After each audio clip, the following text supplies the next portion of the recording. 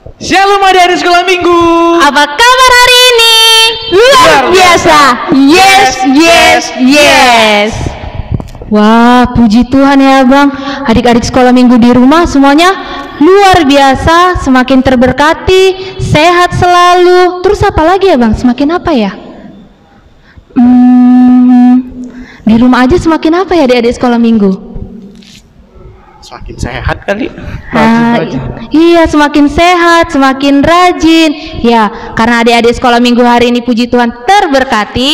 Ayo, berdiri dulu. Ayo, kakak lihat dari sini. Iya, ayo kita bernyanyi dari lagu Dalam Yesus Kita Bersaudara.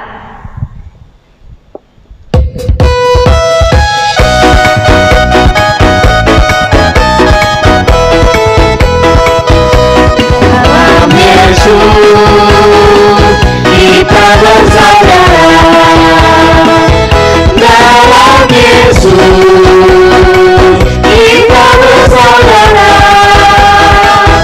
dalam Yesus. Kita bersaudara sekarang dan selamanya dalam Yesus.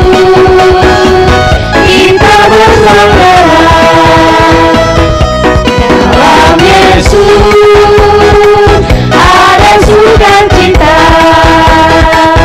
dalam Yesus. Ada sukacita dalam Yesus. Ada sukacita sekarang dan selamanya dalam Yesus. Ada sukacita. Menurut abang dan kakak, adik-adik udah semangat belum ya? Kayaknya belum, Kak.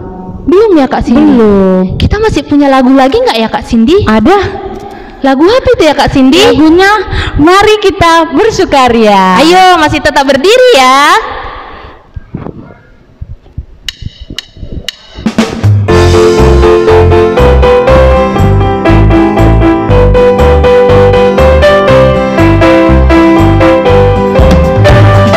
Mari kita bersukaria karena ini hari bahagia. Kita berkumpul jadi satu. Puji Tuhan semesta itu.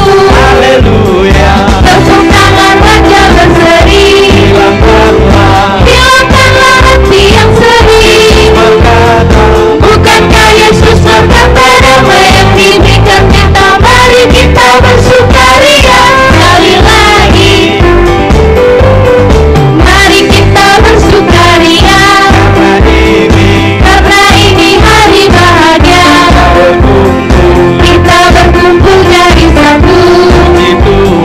Puji Tuhan semesta itu.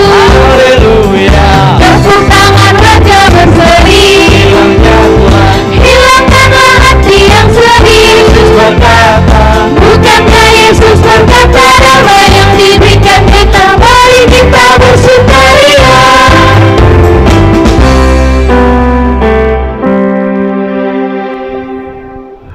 Baik adik-adik, tadi kita sudah menyanyikan lagu yang girang, penuh sukacita. Sekarang kita memulai ibadah kita persiapkan hati dan pikiran kita persiapkan Kidung Jemaat dan Alkitab kita. Kita mulai ibadah kita bernyanyi dari Kidung Jemaat nomor 18 ayat 1.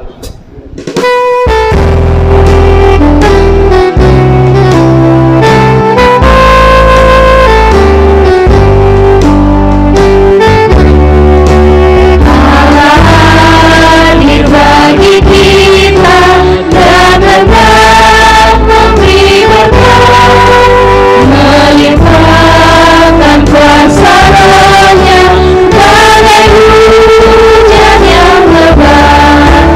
Dengan pemurusnya Tuhan, umatmu berhatilah, barui hati kami, perjuangan dunia.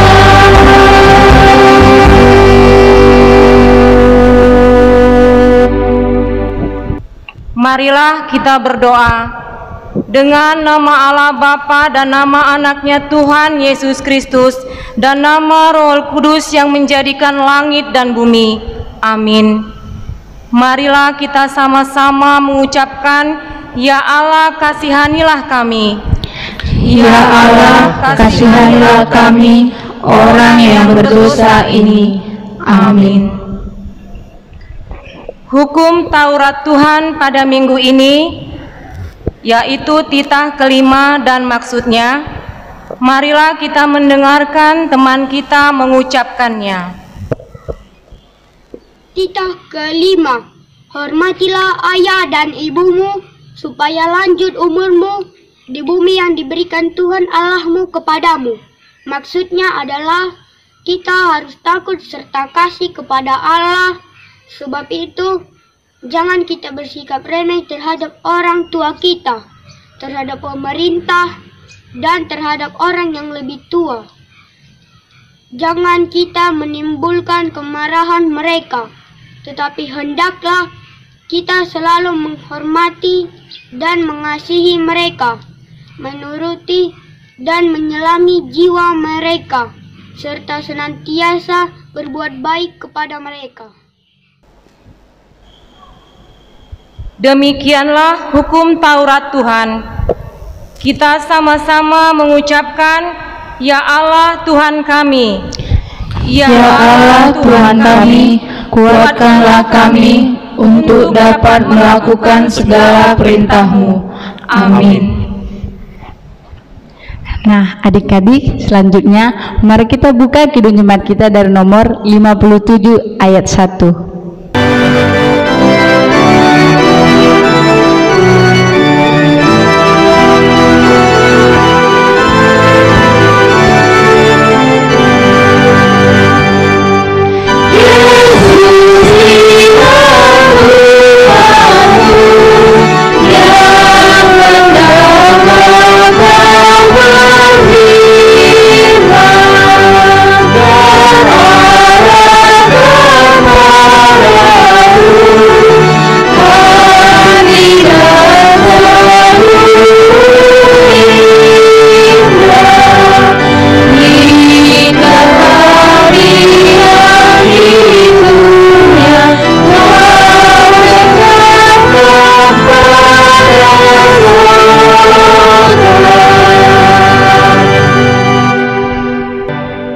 Marilah kita berdoa, kita sama-sama mengucapkan, dan ampunilah akan kesalahan kami. Dan ampunilah akan kesalahan kami, seperti kami mengampuni orang yang berdosa kepada kami. Amin. Ayat bulanan di bulan Mei tertulis di dalam Titus 3 ayat 5. Marilah kita mendengarkan teman kita mengucapkannya. Waktu Dia telah menyelamatkan kita, bukan karena perbuatan baik yang telah kita lakukan, tetapi karena rahmat-Nya, oleh permandian kelahiran kembali dan oleh pembaharuan yang dikerjakan oleh Roh Kudus. Demikian firman Tuhan. Kita sama-sama mengucapkan, berbahagialah. Berbahagialah orang yang mendengar akan firman Tuhan, serta menyimpannya semuanya di dalam hatinya. Amin. Adik-adik sekolah minggu, mari kita bernyanyi dari Kidung Jemaat nomor 337 ayat 1.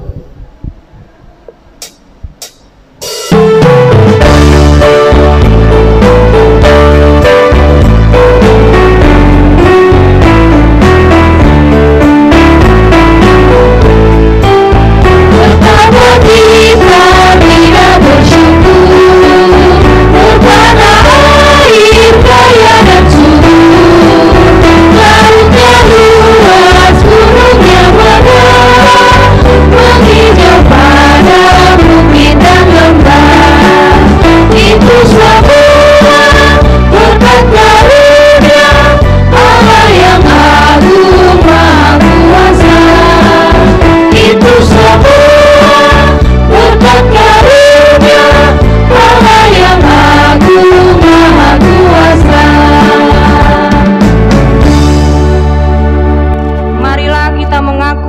Tuhan kita bersama-sama. Aku percaya kepada Allah Bapa yang Maha Kuasa, Khalik langit dan bumi. Aku percaya kepada Yesus Kristus, anaknya yang tunggal Tuhan kita, yang dikandung daripada Roh Kudus, lahir dari anak darah Maria, yang menderita sengsara di bawah pemerintahan Pontius Pilatus, disalibkan, mati dan dikuburkan, yang turun dalam kerajaan maut, pada hari yang ketiga bangkit pula dari antara orang mati, yang naik ke surga, duduk di sebelah kanan Allah Bapa yang Maha Kuasa. Dari sana akan datang kelak untuk menghakimi orang yang hidup dan yang mati. Aku percaya kepada Roh Kudus dan adanya satu gereja yang kudus, persekutuan orang kudus, pengampunan dosa, kebangkitan daging, dan hidup yang kekal. Amin. Sebelum kita mendengarkan firman Tuhan, kita bernyanyi dari Kidung Jemaat nomor 387 ayat 1.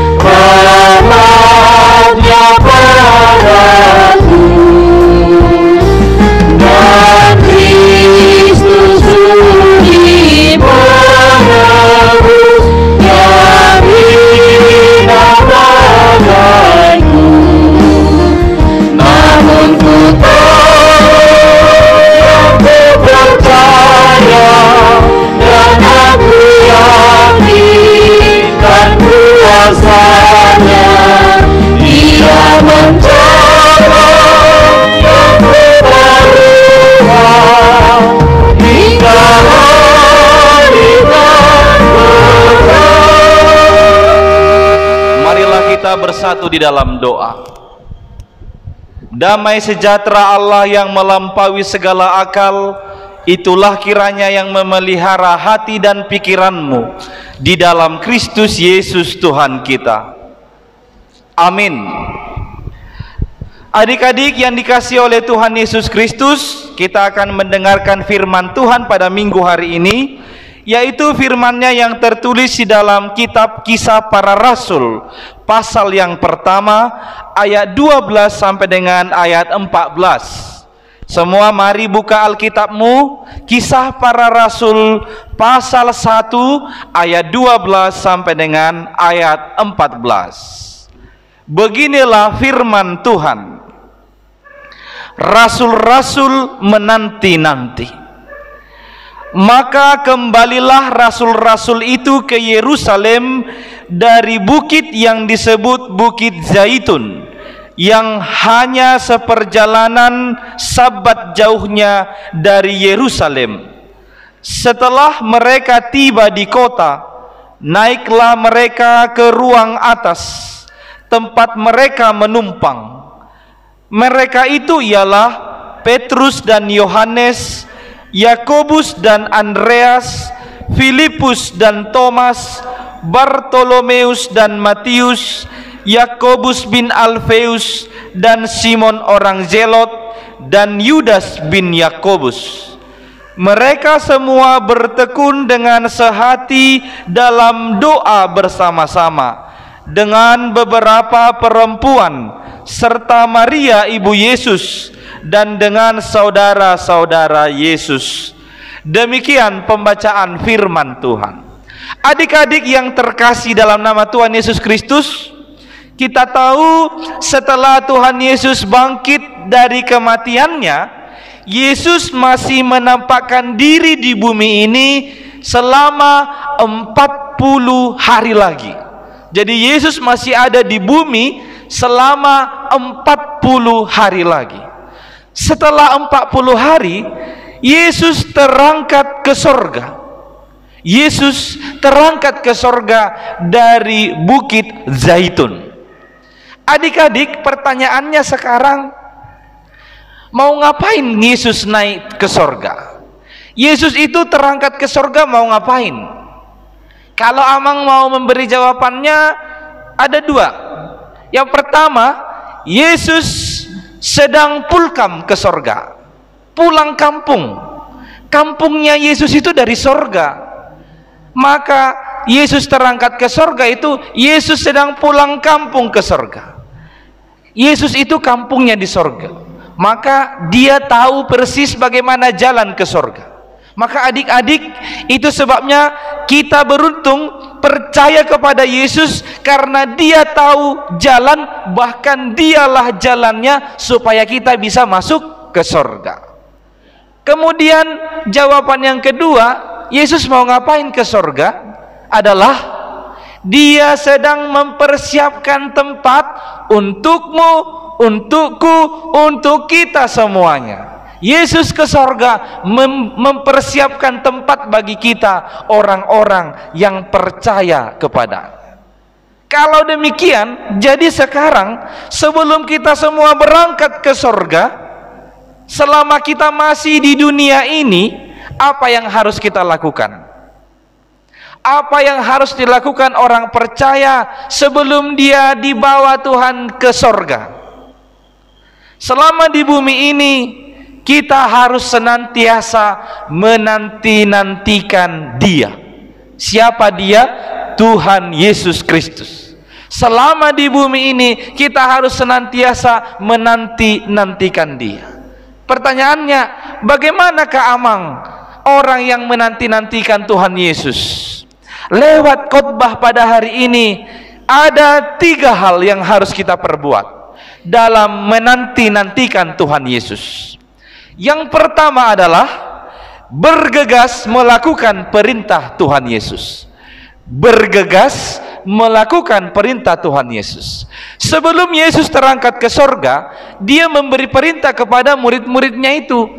Perintahnya ada di ayat 4. Disebutkan di sana, pada suatu hari ketika Yesus makan bersama-sama dengan mereka, murid-muridnya, Ia melarang mereka meninggalkan Yerusalem dan menyuruh mereka tinggal di situ menantikan janji Bapa yang demikian katanya, telah kamu dengar daripadaku. Perintah Yesus pada murid-murid sebelum terangkat ke sorga adalah, kalian harus tetap tinggal di Yerusalem, jangan pergi dari Yerusalem. Di sanalah menanti-nantikan apa yang dijanjikan oleh Yesus kepada mereka. Dan kita tahu dari teks khotbah yang kita baca tadi, disebutkan setelah Yesus terangkat ke sorga, murid-murid segera kembali ke Yerusalem. Di ayat 12 tadi disebutkan, maka kembalilah rasul-rasul itu ke Yerusalem dari bukit yang disebut Bukit Zaitun. Mereka bergegas kembali, mereka bergegas melakukan perintah Tuhan. Mereka tinggal di Yerusalem menanti-nantikan janji Tuhan Yesus kepada mereka. Lihatlah adik-adik, murid-murid tidak menunda-nunda untuk melakukan perintah Tuhan itu. Mereka tidak bilang, besoklah dulu kita pergi ke Yerusalem, sekarang di sinilah dulu kita. Katanya seperjalanan Sabat, perjalanan mereka berarti kira-kira lebih dari 24 jam perjalanannya dari Bukit Zaitun ke Yerusalem. Tentu mereka capek, tapi mereka tidak menunda-nunda, tidak memberi alasan untuk tidak melakukan perintah Tuhan. Maka demikian jugalah halnya, seharusnya kita semua di dunia ini, sembari menanti-nantikan kedatangan Tuhan, kita harus senantiasa bergegas melakukan perintah-perintah Tuhan. Jangan menunda-nunda. Misalnya kau menunda-nunda perintah Tuhan itu di rumah, nantilah dulu ibadahnya, nanti sore lah masih ngantuk, nantilah dulu menuliskan kuisnya, malas-malasan, akhirnya sampai jam 8 malam lupa dia mengirimkan kuisnya ke guru-gurunya. Itu kalau menunda-nunda. anak-anak yang menunda-nunda seperti itu berarti dia sering menunda-nunda perintah orang tuanya. Orang tuanya sebelum kerja memberi perintah, "Nak, nanti sapu dulu rumah ya." "Iya mak, nanti mak." "Iya mak." Sampai pulang mamanya dari pekerjaan, tetap rumahnya kotor, nggak disapu-sapu. Dia menunda-nunda perintah orang tuanya. Nah sekarang adik-adik, yang pertama sekali perlu kita ingat, jangan menunda-nunda perintah Tuhan, tapi bergegaslah melakukan perintahnya dalam kehidupan. Yang kedua yang perlu kita perbuat adalah berkumpul bersama. Di ayat 13, setelah mereka tiba di kota, maksudnya di Yerusalem, naiklah mereka ke ruang atas tempat mereka menumpang. Murid-murid itu ada 11 murid karena Yudas sudah mati. Mereka menumpang di satu rumah di lantai atas dan di sana mereka berkumpul bersama.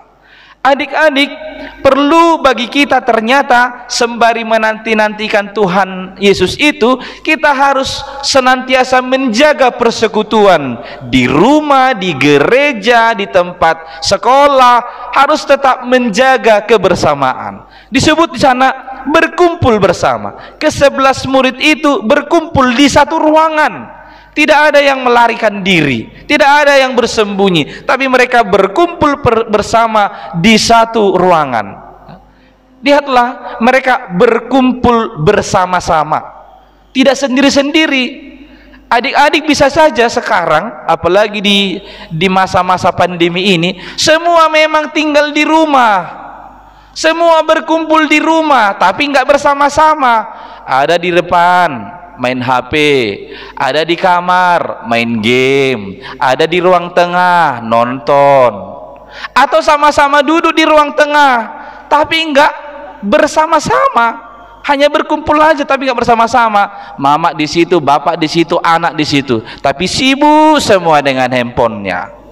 Adik-adik, firman Tuhan yang kedua mau mengingatkan kita harus menjaga persekutuan di rumah. Kalau memang sedang berkumpul, di situ bapak, di situ mama, itu waktunya cerita, bukan main handphone-handphonan, main game, tapi cerita. Kasih pengalamanmu, apa kesusahanmu pekerjaan PR-mu, apa kesusahanmu dalam pelajaranmu, cerita sama bapak sama mama.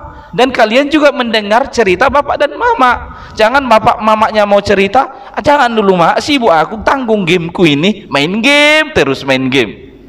Ingat, satu rumah belum tentu berkumpul bersama. Jadi yang kedua ini mau diingatkan, harus berkumpul bersama-sama, menjaga persekutuan. Yang ketiga ini yang terakhir, bertekun di dalam doa. Di ayat 14 tadi disebutkan mereka semua bertekun dengan sehati dalam doa bersama-sama. Tidak hanya murid-murid, perempuan-perempuan yang dekat dengan Yesus dulu, ada ibu Yesus, ada Maria, ada saudara-saudara Yesus. Mereka katanya berdoa sehati bersama-sama. Adik-adik, anak Tuhan itu harus senantiasa hidup di dalam doa. Kita orang Kristen disebut doa itu adalah napas hidup orang Kristen. Maka harus senantiasa bertekun di dalam doa. Adik-adik pasti sudah sering berdoa, tapi lewat firman hari ini mau menegaskan kembali harus bertekun. Berdoa itu harus sungguh-sungguh, tidak asal-asal berdoa, tidak bermain-main berdoa. Kalau masih ada berdoa melipat tangan dan mengintip-intip matanya begini, bertobatlah. Kalau masih ada berdoa sambil ketawa-ketawa, bertobatlah. Kalau masih ada berdoa mencubiti temannya, bertobatlah. Itu bukan berdoa yang benar. Orang yang bertekun dalam doa, dia dengan sungguh-sungguh berdoa, menyampaikan isi hatinya kepada Tuhan, menyampaikan isi hatinya kepada Tuhan.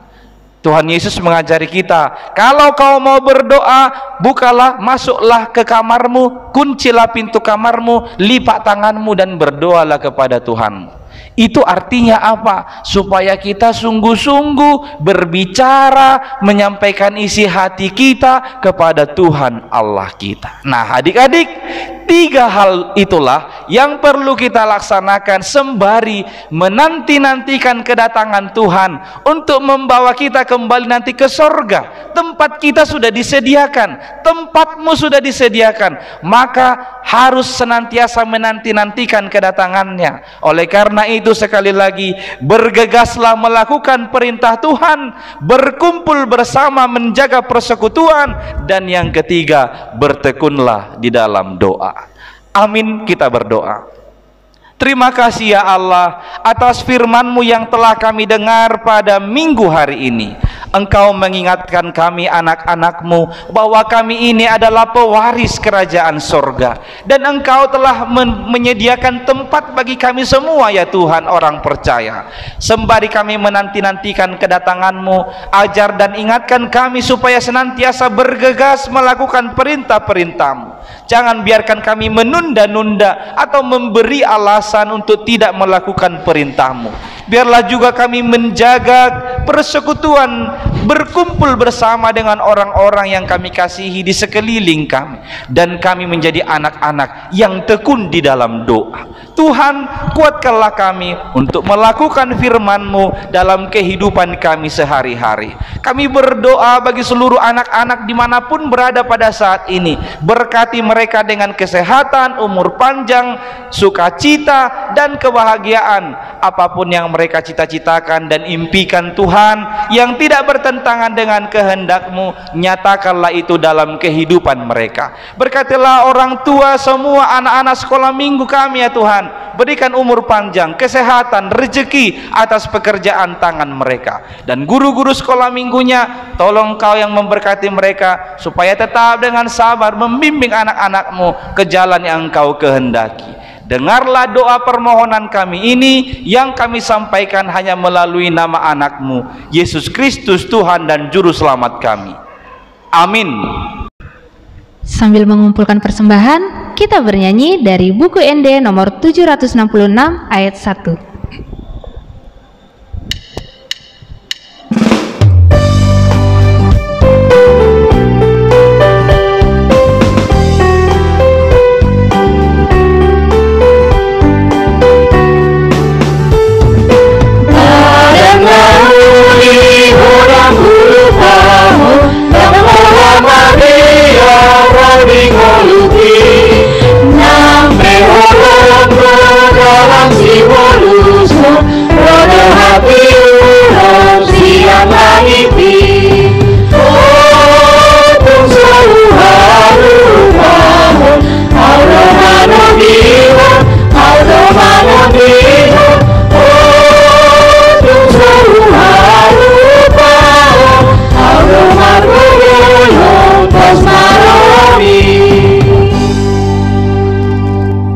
Marilah kita berdoa. Bapa kami, Tuhan Allah yang Maha Kuasa yang bertahta di sorga, kami mengucap syukur dan terima kasih kami kepadamu ya Tuhan, di mana Tuhan memperkenankan anak-anak di dalam kerajaan-Mu. Di sini kami menyampaikan persembahan kami, kiranya Tuhan menerimanya untuk kemuliaan nama-Mu. Amin. Marilah kita bersama-sama memohon di dalam doa Bapa kami. Bapa kami yang di surga, dikuduskanlah nama-Mu, datanglah kerajaan-Mu, jadilah kehendak-Mu di bumi seperti di surga. Berikanlah kami pada hari ini makanan kami yang secukupnya, dan ampunilah kami akan kesalahan kami, seperti kami juga mengampuni orang yang bersalah kepada kami. Dan janganlah membawa kami ke dalam pencobaan, tetapi lepaskanlah kami daripada yang jahat, karena Engkaulah yang mempunyai kerajaan dan kuasa dan kemuliaan sampai selama-lamanya. Amin. Tuhan memberkati engkau dan melindungi engkau. Tuhan menyinari engkau dengan wajah-Nya dan memberi engkau kasih karunia. Tuhan menghadapkan wajah-Nya kepadamu dan memberi engkau damai sejahtera. Amin.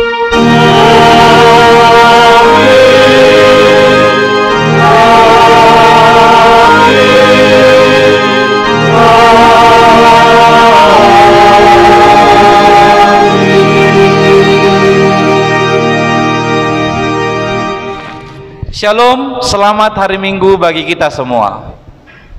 Selamat hari Minggu adik-adik. Tuhan Yesus memberkati. Sampai ketemu di minggu depan. Bye-bye. Shalom adik-adik. Kuis kita hari ini adalah sebutkan 3 hal yang harus kita perbuat dalam menantikan Tuhan Yesus.